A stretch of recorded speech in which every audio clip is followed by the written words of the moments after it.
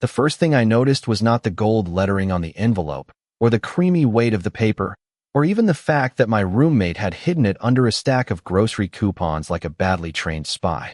It was my name, printed beside his, on a wedding invitation I had never agreed to send. I stood barefoot in the middle of our tiny apartment kitchen at 7:12 on a rainy Thursday morning, holding the most confusing piece of mail in the history of Boston rentals, while Connor Hayes hummed in the bathroom like a man who had not just detonated my entire sense of reality. The apartment smelled like burnt toast, wet pavement, and the strong coffee Connor always made too dark and then pretended was sophisticated. Outside, traffic hissed along Beacon Street, gray and ordinary, as if the world had not tilted 3 inches to the left. My name was Ethan Miller, 27 years old, freelance illustrator, professional overthinker, owner of 3 houseplants, 1 unpaid parking ticket, and a quiet, inconvenient crush on the man currently brushing his teeth 6 feet away. Connor was 28, a high school history teacher with a drawer full of neatly folded sweaters, a talent for fixing broken cabinet hinges, and a long-running habit of describing himself as straight with the same seriousness people used when announcing allergies. He said it so often that I had trained myself not to flinch. Straight roommate, straight best friend, straight guy who remembered I hated olives, bought oat milk when I forgot, and always lowered the TV volume when I fell asleep sketching on the couch. Straight guy who once stood in the rain for 20 minutes because my car battery died and said, with absolutely no romance in his voice, "You would forget your own shadow if it did not follow you around." I should have put the invitation back. A normal person would have put it back. But normal people did not find their full legal name written under the words "Join us in celebrating the marriage of Connor Hayes and Ethan Miller." My hand tightened around the envelope. The bathroom faucet shut off. A cabinet opened. Connor cleared his throat, probably doing that ridiculous thing where he inspected his hair from 3 angles, even though it always fell into the same soft brown wave over his forehead. My heart began behaving like it had received bad instructions. I looked at the date. 6 weeks from Saturday. Location, Willow Creek Inn, Vermont. Dress code, semi-formal. Beneath that, in smaller script, was a line that made my knees feel briefly unreliable. After 10 years of friendship, they are finally coming home to each other. 10 years. That was how long we had known each other. College orientation, freshman year, when Connor had carried my suitcase up 4 flights of stairs because the elevator was broken and I had packed like I was moving into a small monarchy. 10 years of movie nights, bad takeout, emergency pep talks, birthday cupcakes from grocery stores at midnight, and the careful silence I built around every feeling I was too scared to name. The bathroom door opened. Connor stepped out in navy slacks and a white undershirt, tie hanging loose around his neck, damp hair making him look younger than usual. He froze when he saw what I was holding. The color left his face so quickly that for 1 terrible second, I forgot to be angry. "Ethan," he said softly. Not surprised. Not confused. Guilty. My stomach dropped. "Please tell me this is one of those fake wedding invitation samples your sister designs for clients." His eyes flicked to the envelope, then back to me. "It is not what it looks like." I laughed once, but it came out thin and strange. "Great. Because it looks like I am marrying my straight roommate in Vermont next month, and apparently everyone knows except me." Connor took 1 step forward, then stopped, as if he had remembered he no longer had permission to close the distance between us. That hurt more than it should have. "I was going to tell you. Before or after the vows?" His mouth opened, then closed. For once, Connor Hayes, debate club champion, beloved teacher, calmest man in any room, had no answer. Rain tapped against the kitchen window. The toaster gave up a burnt, smoky sigh. Somewhere upstairs, our neighbor's dog barked twice, offended by the universe. I looked down at the invitation again, at our names nestled together in beautiful, impossible gold, and realized with a cold little shiver that the worst part was not that Connor had lied. The worst part was that, for 1 wild second, before the confusion and hurt caught up to me, I had wanted it to be real. Connor looked at me like he had rehearsed this moment 100 times and somehow forgotten every word the second it arrived. I placed the invitation on the counter between us, careful and flat, as if it were something fragile enough to bruise. The burnt toast smell thickened in the kitchen, and neither of us moved to fix it. For 10 years, Connor had been the person who knew how I took my coffee, when my anxiety was pretending to be sarcasm, and which corner booth at Danny's Diner made me feel safest after a bad client meeting. He knew everything, except the one thing I had never been brave enough to say. Now he was standing there with bare feet on cold tile, his tie hanging loose, looking as scared as I felt. My mom sent those, he finally said. The invitations? My voice came out too calm, which was never a good sign. Yes. No. I mean, she ordered them. He rubbed both hands over his face. This sounds worse out loud. You are doing great so far. He gave me a wounded look, and I hated that part of me still wanted to soften. My grandmother is turning 85 next month, he said. You know that? I did. Mrs. Hayes was a 5'2" retired librarian from Vermont who made apple butter, mailed me birthday cards, and once told Connor that if he ever broke my heart, she would be very disappointed in his character. I had laughed for 3 days. Connor had turned the color of cranberry sauce. She has not been feeling well, he continued. Nothing dramatic. Just tired. More doctor visits. More family worrying than she wants to admit. A few weeks ago, she called me and said she wanted to see me happy while she could still dance at the reception. The refrigerator hummed. Rain slid down the window in silver threads. And you told her we were getting married? He looked at the floor. Not exactly. I waited. Connor exhaled slowly. She asked if there was someone. I panicked. Of all the answers I expected, that one landed sideways. You panicked into a wedding? I panicked into your name. He said it so quietly that the room seemed to lean in. She asked who made me laugh when I was tired. Who I called when something good happened. Who knew the worst parts of me and stayed anyway. I should have made something up. I should have said no one. But she asked me what his name was, and I said Ethan. My chest tightened around something tender and inconvenient. His name. Connor nodded once. Then she cried. Happy tears. And I froze. She told my mother. My mother told my sister. My sister designs invitations. The family became a freight train.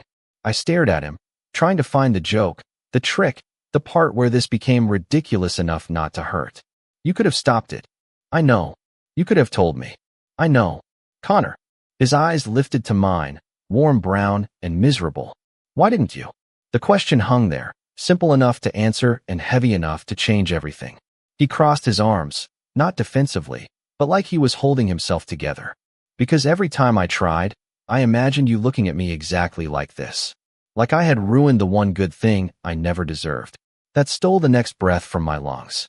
The anger was still there, sharp around the edges, but beneath it was confusion, and beneath that was the dangerous, glowing hope I had spent years burying under jokes about rent and chore charts. You told everyone you were straight, I said. I told myself that too. His voice did not shake, but his hands did. For a long time, it felt easier than asking questions I did not know how to answer. Then you became my best friend, and suddenly the question had a face. Your face. The toaster clicked again for no reason, like even the appliances were uncomfortable. I looked away first. Across the counter, the invitation waited in perfect cream and gold, pretending our lives were neater than they were. I have a client call in 20 minutes, I said, because ordinary things were sometimes the only bridge across extraordinary moments. Connor nodded, pain flashing across his face. Right? Of course. I picked up my mug, found it empty, and hated how badly I wanted him to refill it the way he always did. At the doorway, I stopped. We are not engaged. I know. We are not going to Vermont as a fake couple just because your family got excited. I know. I turned back. But tonight, after work, you are making dinner. Something better than toast. And you are going to tell me the whole truth from the beginning. For the first time that morning, Connor looked almost hopeful. Pasta. The good kind. With garlic bread. His mouth twitched. Deal. I walked to my room with my heart still rattling, knowing only one thing for certain. The invitation had not made us strangers. It had made us impossible to ignore. By 6:30 that evening, the rain had softened into a silver mist, the kind that made Boston windows glow and streetlights look like watercolor. I came out of my room after pretending to work for 9 straight hours, and actually finishing 1 sketch, 3 panic spirals, and half a bag of pretzels. The apartment felt different before I even reached the kitchen. Warm. Busy. Alive in a way it usually was only on Sundays when Connor made pancakes and I pretended not to notice that he shaped mine like stars. Garlic and tomatoes simmered on the stove. A loaf of bread sat wrapped in foil near the oven. Connor stood at the counter in an old gray sweatshirt, sleeves pushed to his elbows, chopping basil with the grave concentration of a man preparing for a trial.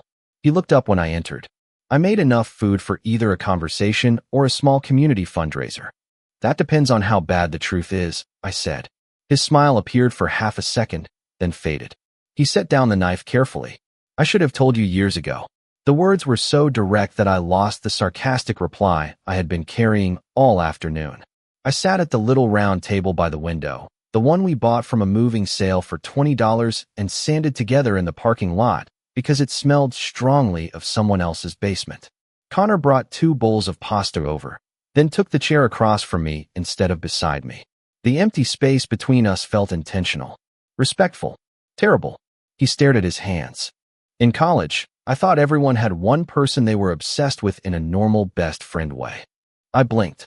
That is not a sentence from a person who was doing fine. I know that now. He let out a small breath. But back then, I had a plan. Graduate. Teach history. Coach soccer. Marry someone my family understood. Be simple. Be easy. He looked toward the rain-streaked window. Then there was you. You showed up late to orientation with 2 suitcases, a broken lamp, and a map of campus upside down. You talked too fast when you were nervous. You drew cartoons in the margins of every handout. You made everything feel less like a checklist and more like a life. My throat tightened, so I focused on twirling pasta around my fork. You still told me about girls you liked. I told you about girls I thought I was supposed to like. His voice was quiet, not defensive. And sometimes I did like them, just not in the way I kept trying to force. I cared about them, but I was always relieved when nothing became serious. With you, it was the opposite. Every time you dated someone, I acted normal for exactly 12 minutes, and then reorganized the pantry. I stared at him. That was why our cereal was alphabetized after I went out with Mark from the bookstore. He wore a scarf indoors, Ethan. I was under stress. A laugh escaped me before I could stop it. Connor smiled then, real and soft, and for one moment the kitchen returned to familiar ground. Then he looked down again. I was scared that naming it would make me lose you. I was scared you would think every nice thing I ever did had a motive. Did it? He looked wounded, but he answered. No. I loved taking care of you before I understood what kind of love it was. The sentence landed in the room like a match struck in darkness. Not loud, not dramatic, just impossible to ignore. I set my fork down.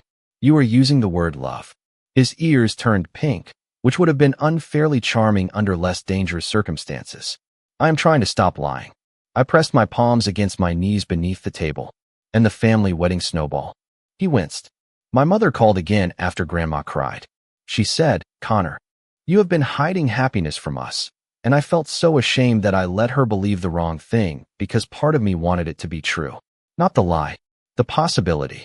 The rain tapped gently at the glass. The pasta had gone untouched between us. I wanted to be angry because anger had clean edges. Hope did not.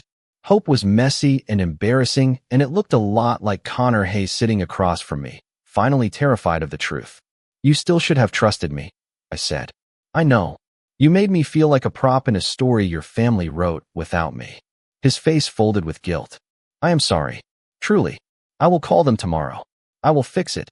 I believed him, which somehow made my chest ache worse. After dinner, we washed dishes side by side in careful silence. His shoulder brushed mine once, accidental and electric, and both of us froze like fools. Then my phone buzzed on the counter. A message preview lit the screen from an unknown number, followed by a photo of a smiling elderly woman holding a jar of apple butter. The text read, Ethan, sweetheart, this is Margaret Hayes. I hear congratulations are in order. I have waited 10 years for this boy to stop being ridiculous. I stared at the message long enough for the screen to dim, then brighten again when my thumb twitched. Connor saw the name and made a sound I had never heard from him before, somewhere between a cough and a prayer. Please do not answer that. Your grandmother just called you ridiculous in writing. I feel morally obligated to continue this conversation. Ethan. Connor. He reached for the phone, but I lifted it above my head, which was not my smartest strategy because he was 4 inches taller and had once coached junior varsity soccer, but panic gave me the confidence of a much more athletic person. He stepped closer, then stopped when he realized we were suddenly standing chest to chest in the soft yellow kitchen light, both of us holding our breath over a grandmother, a lie, and a jar of apple butter. His hand lowered slowly. "Sorry," he said. "Old instinct. I try to prevent disasters by grabbing things. That explains your lesson plans." His mouth curved despite everything. My phone buzzed again. Another message appeared. "I hope he made you dinner before confessing. If not," I raised him poorly. I looked at Connor. Connor looked at the ceiling like he was asking it to open. Against my better judgment, I laughed. Not a polite laugh.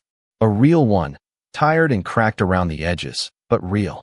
The kind of laugh that made the apartment feel less like a courtroom and more like our kitchen again. Connor sank into a chair and covered his face. "She knows too much." "She knows you. That is worse."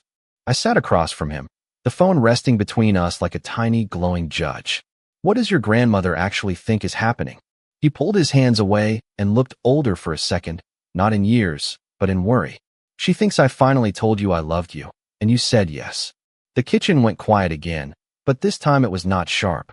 It was tender and terrifying, like stepping onto a frozen pond and hearing it hold.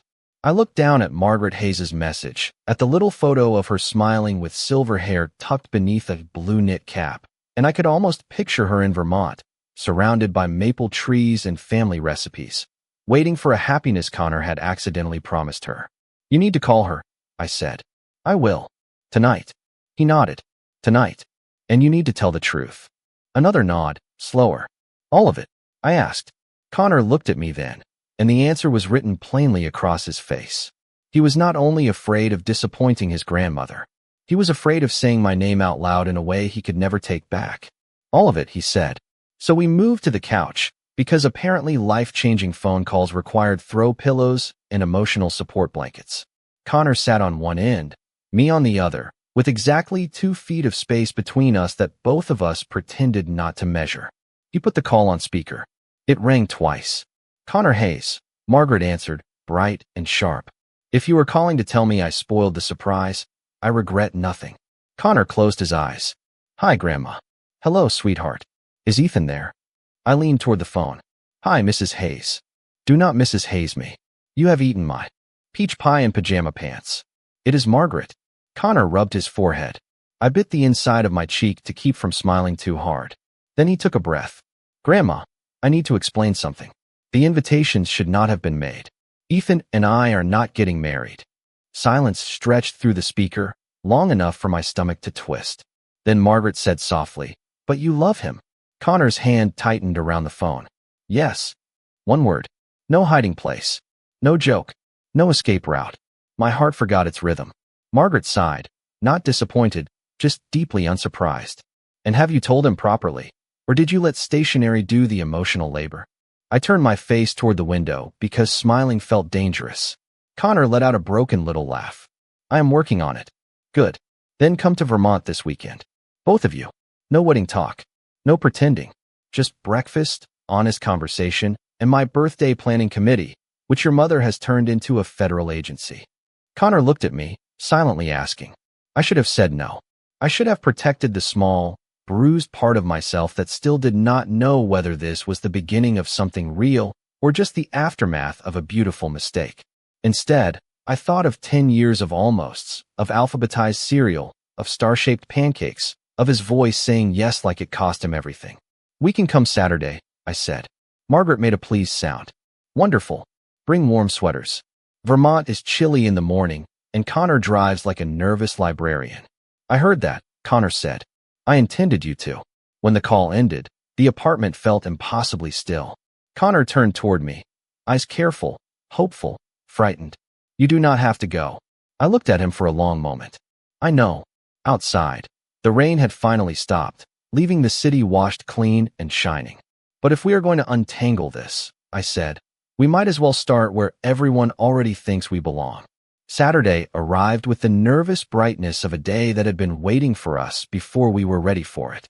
Connor packed like a man preparing for both a weekend visit and a minor natural disaster: sweaters, phone chargers, allergy medicine, 2 umbrellas, a printed map in case global technology collapsed, and a bag of snacks organized by salt level. I brought a duffel bag, my sketchbook, and the emotional stability of a paper cup in the wind. We left Boston just after 8, with coffee in the cup holders and the city slowly giving way to smaller roads, red barns, gas stations with hand-painted signs, and hills that rose soft and green under a pale October sky. For the first 20 miles, we talked only about safe things. Traffic, weather, whether the apple cider donuts at Margaret's favorite farm stand were really as good as Connor claimed. By mile 40, silence settled between us, not uncomfortable exactly, but full of things wearing disguises. Connor kept both hands on the steering wheel, eyes forward, jaw tight. I watched the trees blur past in shades of gold and rust, and finally said, "You know, for someone who is not driving to his own wedding, you look very much like a groom on the way to make a dramatic mistake." He glanced at me, startled, then laughed, and the sound loosened something in the car. "I am not good at this. Driving? I noticed when you apologized to a traffic cone. Being honest when the stakes matter." I turned slightly in my seat. "You were honest on the phone. One word is not a relationship." "No," I said, but it was a pretty loud word. His ears turned pink. I looked out the window before he could see me smiling. We stopped near the Vermont border at a farm stand with pumpkins stacked like tiny orange planets and a chalkboard advertising hot cider. Connor bought 6 donuts even though there were 2 of us, because apparently tradition required optimism. We ate them standing beside the car, powdered sugar dusting his sweater and my sleeve, both of us laughing when the wind tried to steal a napkin from his hand. For 5 minutes, nothing was complicated. He was just Connor, squinting in the sunlight, licking cinnamon from his thumb without thinking, then immediately looking embarrassed when he realized I had noticed. I looked away, not because I wanted to, but because gentleness felt safer than hunger. Margaret's house sat at the end of a gravel road, white with blue shutters, wrapped in late-blooming flowers and the smell of wood smoke. Before Connor even turned off the engine, the front door opened. Margaret Hayes stepped onto the porch in a cardigan the color of blueberries, one hand on her hip, smiling like she had personally arranged the weather. Beside her stood Connor's mother, Diane, tall and elegant in a camel coat, holding a clipboard. "A clipboard? For a family weekend? That is new," Connor muttered. "The clipboard?" I asked, the expression on my mother's face. Diane waved with the focused energy of a woman who had already assigned seating in her head. Margaret, on the other hand, came down the porch steps and pulled me into a hug before I could decide whether I was a guest, a problem, or an accidental almost fiancé. She smelled like vanilla, wool, and apples. "There you are," she said, patting my back. "Still too thin. Connor, do you feed him or only stare at him mournfully across kitchen counters?" "Grandma," Connor groaned. "I am 85 in 3 weeks. I have earned accuracy." Diane approached more carefully, her smile polite but tight. "Ethan, it is good to see you." "Good to see you too," I said, suddenly aware that she had once mailed us matching holiday mugs because Connor told her we were both terrible at buying festive things. Her gaze moved between us. "I hope this weekend can clear up confusion." Connor straightened. "It will." Something in his voice made Diane's expression flicker, as if she had expected embarrassment and found resolve instead. Margaret clapped her hands. "Wonderful. Confusion can wait until after lunch." Inside, the house was warm, crowded with framed photographs, quilts, books, and the kind of furniture that remembered every family argument and every birthday cake. Then I saw it on the mantel. A photo of Connor and me from college, arms slung around each other after graduation, both of us younger, sunburned, and laughing at something outside the frame. It was not hidden. It was centered, loved. Connor noticed me looking. "She always liked that one," he said quietly. Margaret passed behind us carrying a tray of lemonade, because it is the first picture where my grandson looked like he had found his way home. No one spoke for a second. Connor looked at me, and for once, he did not look away. My heart, traitorous and hopeful, stepped closer to the truth before I did. By lunchtime, Margaret's dining room had become a battlefield of casseroles, lemonade glasses, and feelings nobody had agreed to serve. Diane moved around the table with her clipboard tucked under one arm, pretending not to study Connor and me every time we reached for the same basket of rolls. Margaret pretended not to notice Diane pretending, which meant she noticed everything with the precision of a retired librarian and the mercy of a woman who had already decided the ending. Connor sat beside me because Margaret claimed the afternoon sun was better on that side of the table, though I strongly suspected the son had no opinion about seating arrangements. His knee brushed mine once under the table, and he immediately shifted away, careful as always, like my heart was a glass he had already cracked. That should have made things easier. It did not. After lunch, Diane announced that she needed help sorting decorations for Margaret's birthday dinner, which turned out to mean opening 6 storage bins in the front parlor and discovering that the Hayes family owned enough string lights to guide airplanes. Connor was sent to the garage for extension cords, leaving me alone with his mother and a stack of folded paper lanterns. For a few minutes, we worked in silence. Diane smoothed each lantern with sharp, practiced hands. She was not unkind. That almost made her harder to read. Finally, she said, Connor has always been careful with his life. I looked up. That sounds nice until you hear the warning inside it.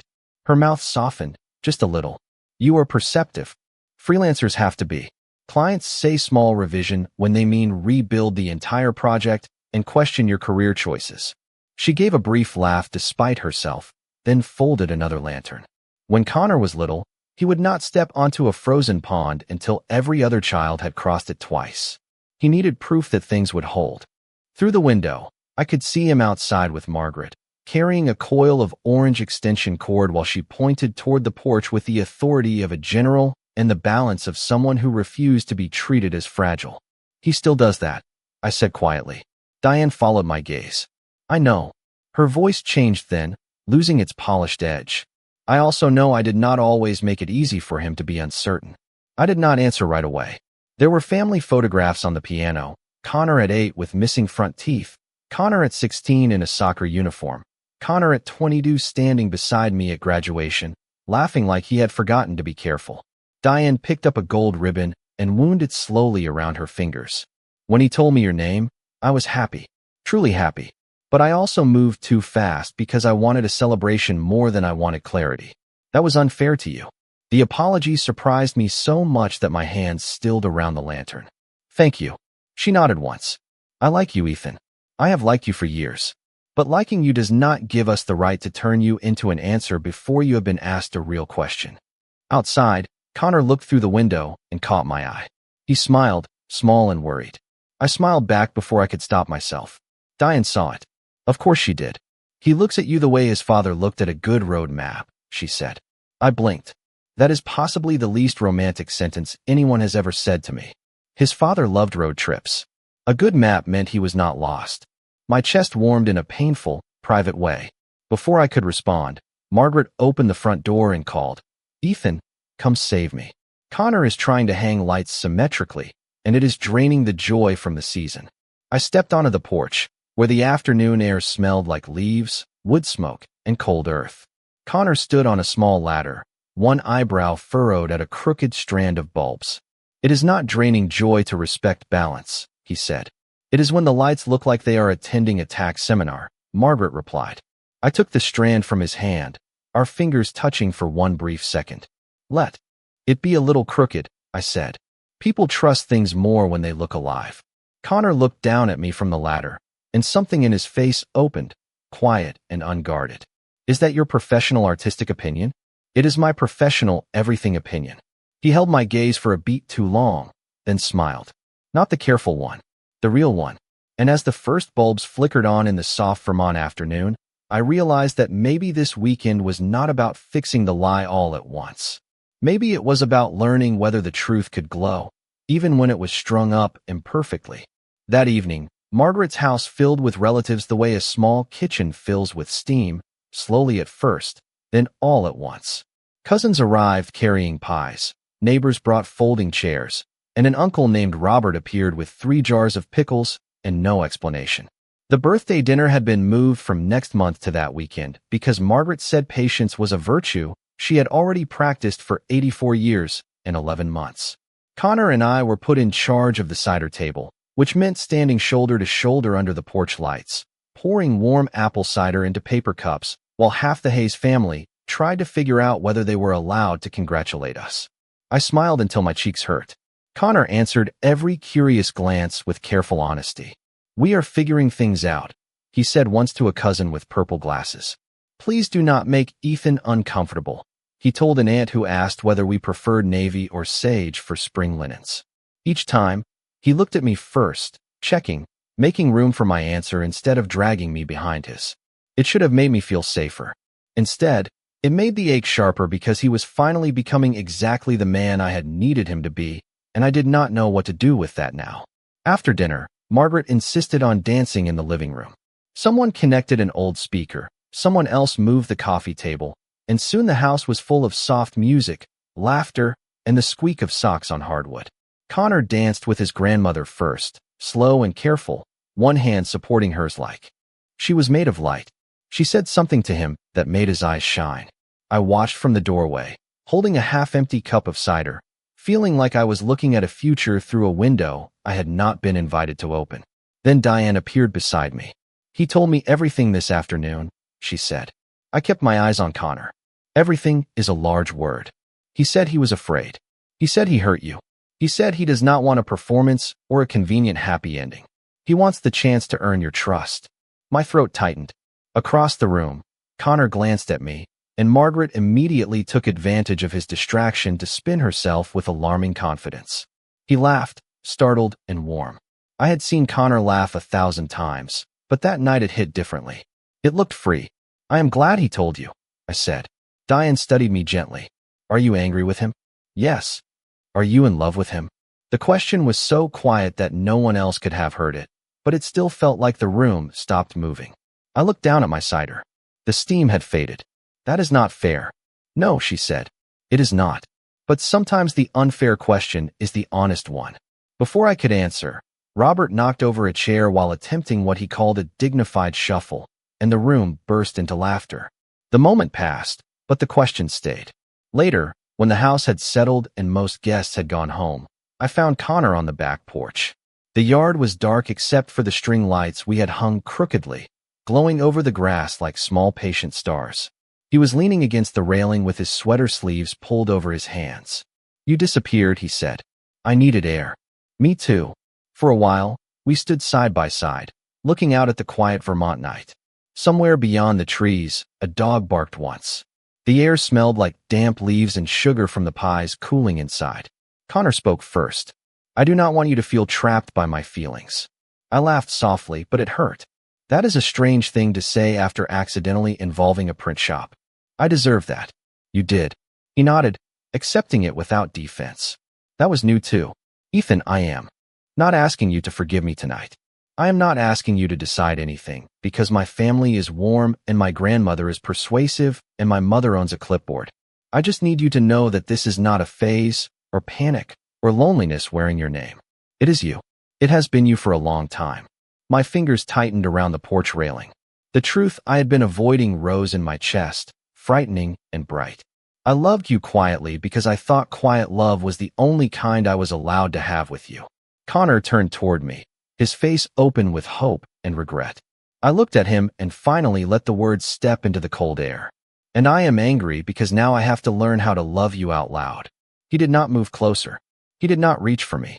He only smiled, soft and trembling, as if I had given him something precious by telling the truth badly. Then we can learn slowly, he said. Under the crooked lights, with the house warm behind us and the night wide ahead, slowly sounded like the first promise neither of us had to fake. The next morning, I woke to the smell of pancakes and the terrifying awareness that my life had become something I could no longer solve with sarcasm.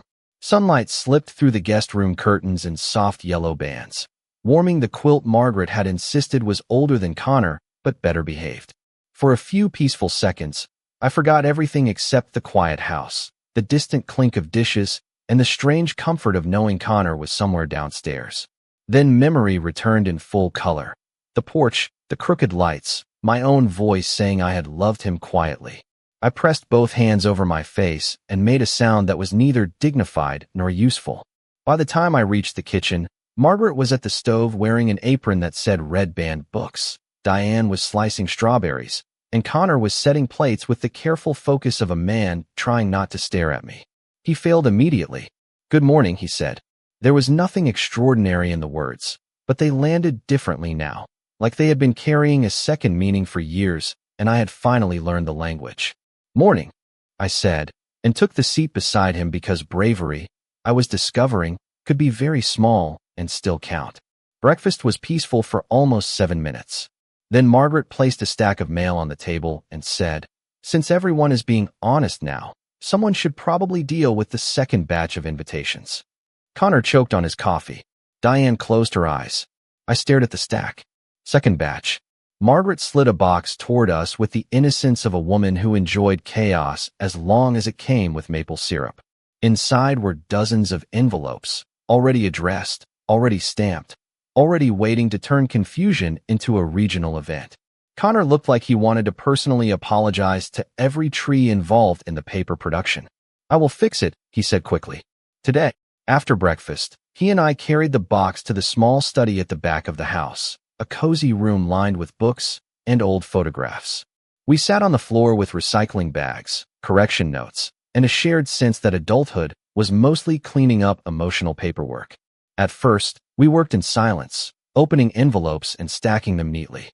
Then I found one addressed to Professor Daniel Whitaker, our college advisor, who once told Connor and me that friendship was the most underrated architecture of a good life.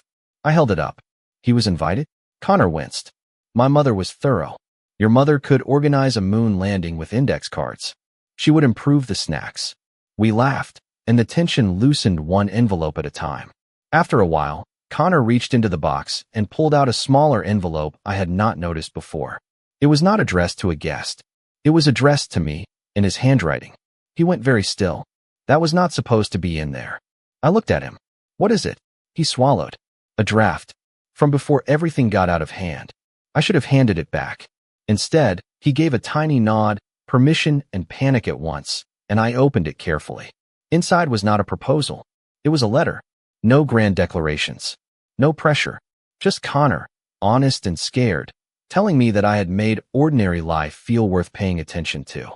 That he loved the way I talked to plants like unreliable coworkers. That he loved how I sketched strangers in coffee shops and gave them secret heroic backstories. That he had spent years trying to become the kind of man who could stand beside me without hiding from himself. By the time I finished, the words blurred. Connor sat across from me, pale and silent. "I never sent it because I thought it would ruin us," he said. I folded the letter with shaking hands. "Connor, this would have ruined me in a completely different direction."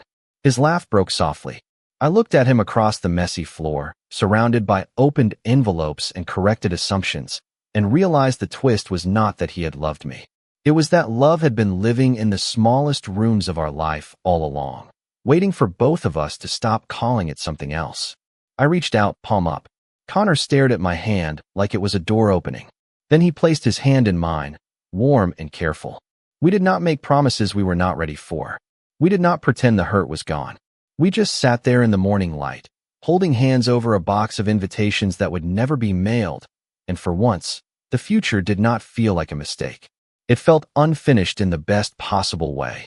By Sunday afternoon, the box of corrected envelopes sat by Margaret's front door, lighter than it had been that morning and somehow heavier in meaning. Diane had already called the printer. Connor had sent careful messages to relatives, and Margaret had announced that anyone disappointed by the lack of a wedding could console themselves with leftover pie. No one argued with her. The drive back to Boston felt different from the drive to Vermont. The hills rolled past in gold and green, the sky stretched wide and blue, and between us sat a quiet that no longer felt like fear. Connor kept one hand on the steering wheel and the other resting open on the center console, not reaching, not asking, just there. After 20 miles, I placed my hand over his. He did not look at me right away. He only breathed in, slow and careful, like he was afraid a sudden movement might wake him from something good. We stopped once for gas and terrible coffee, and when he came out of the store carrying 2 cups and a bag of cider donuts for the road, I saw him pause by the car and smile at me through the windshield. It was a small smile, almost shy, but it made my chest ache with the strange relief of being seen in daylight. Back in our apartment, everything looked exactly the same and completely changed. The crooked shoe rack by the door. The plant on the windowsill that I had named Susan despite Connor insisting plants deserved botanical dignity. The couch where we had watched hundreds of movies with a careful cushion between us. The kitchen counter where the first impossible envelope had opened our lives like a window. Connor set down our bags and looked around as if he was seeing the place for the first time too. "Do you want space tonight?" he asked. The question was gentle, and that gentleness mattered. I thought about it. I thought about 10 years of quiet, 2 days of truth, and a future that did not need to be rushed to be real. "I want dinner," I said, "and then maybe a movie. Something with no weddings." His laugh filled the apartment, warm and familiar. "I can do that." We ordered Thai food from the place downstairs, because neither of us had the emotional strength to cook, and ate on the couch with cartons balanced on our knees. Halfway through an old comedy we had seen at least 5 times, Connor reached for the remote at the same time I did. Our fingers touched. This time, neither of us pulled away. He looked at me, and the entire room seemed to soften around the edges. "Can I kiss you?" he asked, so quietly that the question felt like a gift. My answer was not dramatic. It was not a movie speech. It was simply honest. Yes. The kiss was soft, brief, and sweeter for being patient. It did not erase the mess behind us. It did not solve every fear. It did something better. It gave us a beginning that belonged only to us. In the weeks that followed, life did not become perfect. Connor still overpacked for grocery runs, and I still forgot laundry in the dryer until our neighbor left passive-aggressive notes with smiley faces. We went slowly. We talked more than we ever had. Some conversations were easy, full of laughter and relief. Others were difficult, full of apologies, old fears, and the careful work of rebuilding trust. Connor came out to his school in his own time, not as a grand announcement, but as a quiet truth he no longer edited out of his life. I finished a series of illustrations inspired by ordinary love, 2 coffee mugs in morning light, hands touching over takeout, crooked string lights glowing against a dark yard. Months later, we returned to Vermont for Margaret's actual birthday. This time, there were no false invitations, no accidental ceremony, no performance for anyone else. Just family, apple cake, music in the living room, and Connor taking my hand in front of everyone like it was the most natural thing in the world. Margaret watched us from her armchair, smiling with the satisfied expression of a woman who had not planned everything, only most of it. That night, under the same crooked porch lights, Connor leaned close and whispered, "I still want a future with you." I looked at our joined hands, then at the warm house behind us, then at the quiet road ahead. "Good," I said, "because I am starting to believe in one." And for the first time, love did not feel like a secret, a risk, or a word trapped behind someone else's expectations. It felt like coming home, not all at once, but step by step, with the person who had been walking beside me all along.